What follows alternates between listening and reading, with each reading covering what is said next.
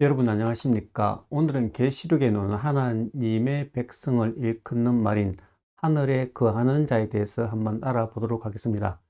계시록에는 하늘과 땅이 대조되어 쓰이는 경우가 있습니다.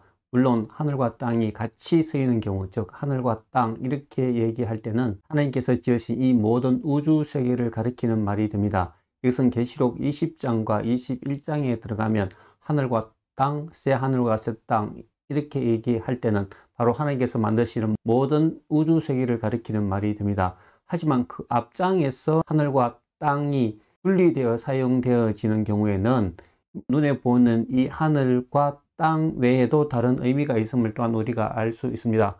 우선 땅에 대해서 얘기를 할 때 이 땅은 하나님을 믿지 않는 불신자들이 거하는 곳임을 계시록은 계속해서 말하고 있습니다. 계시록에 나오는 땅에 거하는 자라는 표현은 다른 말로 하면 하나님을 믿지 않는 사람들을 가리키는 것입니다. 땅에 거하는 자가 나오는 문맥을 살펴보면 이것은 전부 다 하나님의 심판과 관련이 되어 있음을 우리가 보게 됩니다. 첫 번째는 빌라델피아 교회에게 예수님께서 말씀하셨을 때 내가 나의 인내의 말씀을 잘 지켰기 때문에 땅에 거하는 자를 시험하러 올 때에 내가 너희를 지켜주리라고 얘기를 합니다. 여기에서 말하는 시험이라는 것은 다름 아닌 심판을 일컫는 말입니다. 그러므로 땅에 거하는 자들은 하나님을 심판을 받는 자로 첫 번째로 등장을 합니다.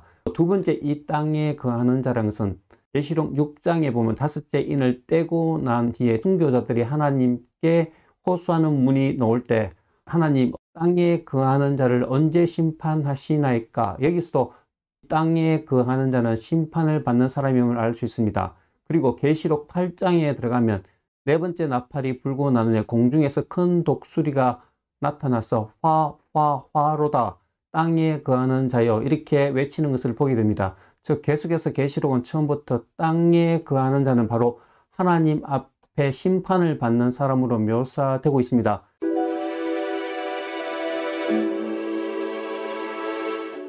그런데 이 땅에 거하는 자의 좀 더 자세한 설명이 계시록 13장에 가면 드러나 있습니다.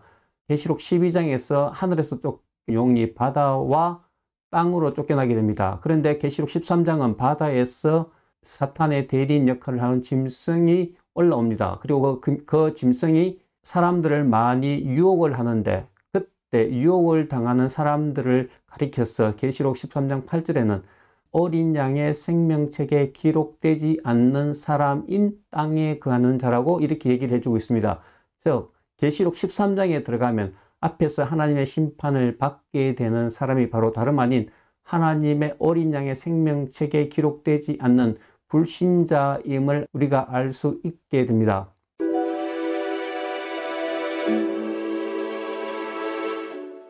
이에 반해서 계시록에서 하늘이 단독으로 쓰일 때는 제일 먼저 계시록 4장에 나오게 됩니다.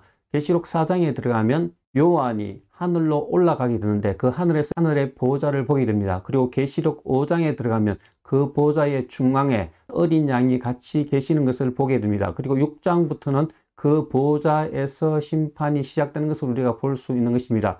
즉 하늘이 단독으로 서 있을 때는 그것은 바로 하나님이 계시는 영역을 말하고 있는 것입니다.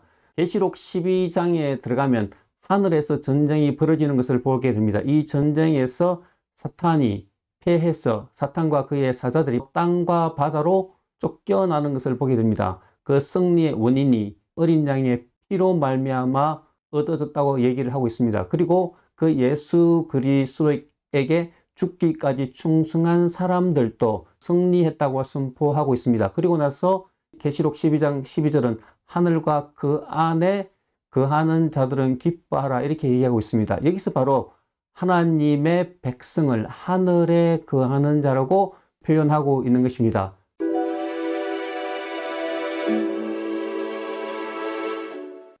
하나님의 신실한 백성은 하늘에 거하는 자라고 계시록은 말을 하고 있고 하나님을 믿지 않는 불신자들은 땅에 거하는 자라고 말하고 있는 것입니다.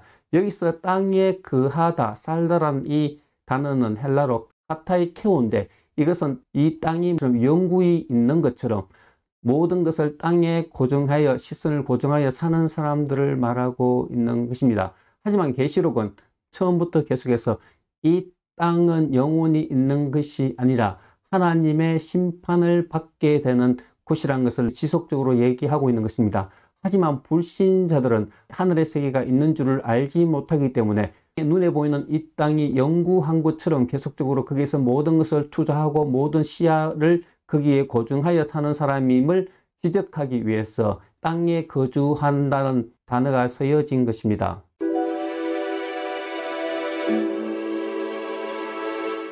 하지만 신자들은 하늘에 사는 사람들로 표현을 하고 있습니다.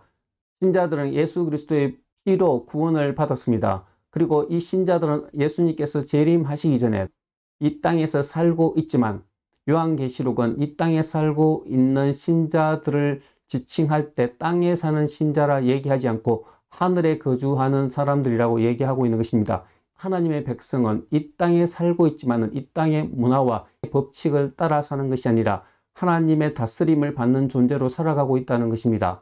그러므로 하나님의 진정한 백성들은 이 땅의 법과 이 땅의 문화가 하나님의 법과 하나님의 말씀에 어긋날 때는 그것에 거부하고 저항해야 할 의무가 있는 것입니다. 왜냐하면 우리는 이 땅에 있지만 이 세상에 속한 것이 아니라 저 하늘에 속한 사람들이기 때문입니다. 그래서 우리의 모든 것은 하늘에 계신 하나님의 주권 아래 있고 하나님의 다스리심을 고백해야 된다는 것이 또한 이 하늘에 사는 자라는 이 말에 포함되어 있는 것입니다.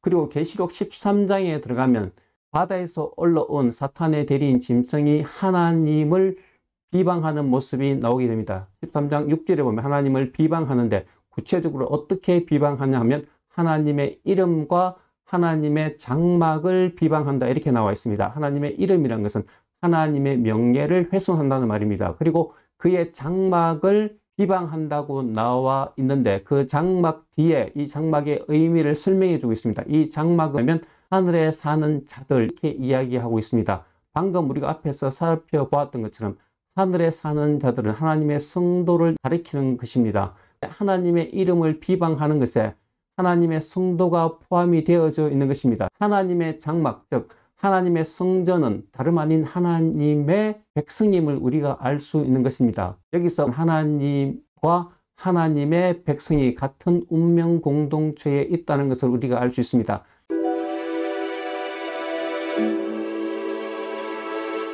즉 세상에 믿지 않는 사람들이 하나님의 백성을 모독하는 것은 다름 아닌 하나님을 모독하는 것임을 알 수 있는 것입니다. 그러므로 하나님은 하나님의 자기의 백성과 같이 울고 웃고 하는 분임을 알 수가 있는 것입니다. 이것은 우리가 사도행전에서 쉽게 찾아볼 수 있습니다. 사도 바울이 회심하기 전에 다메섹에 있는 하나님의 교회를 핍박하러 갈 때 사도 바울은 거기서 예수 그리스도를 만납니다. 그때 예수 그리스도는 사도 바울에게 사울아 사울아 내가 어찌하여 나를 핍박하느냐고 질문을 던집니다. 사도 바울은 결코 예수 그리스도를 본 적도 없고 그리고 핍박한 적도 없습니다. 사도 바울은 교회를 핍박했을 뿐인데 예수 그리스도는 그 교회를 자기와 동일시하는 모습을 보고 있는 것입니다. 이것은 구약 스가랴서에 보면 하나님께서는 자기 백성이 포로로 잡혀갔었을 때 자기 백성이 당하는 그 고통을 그들이 하나님의 눈동자를 찌르는 것과 같다는 모습으로 하나님이 자기 백성과 함께 고통을 당하는 모습을 표현하고 있습니다. 그러므로 하나님의 장막, 즉 하늘에 사는 자들이란 것은 바로 다름 아닌 하나님이 그들의 백성과 같이 동고동락을 하시는 분으로 묘사되고 있는 것을 우리가 알 수 있는 것입니다.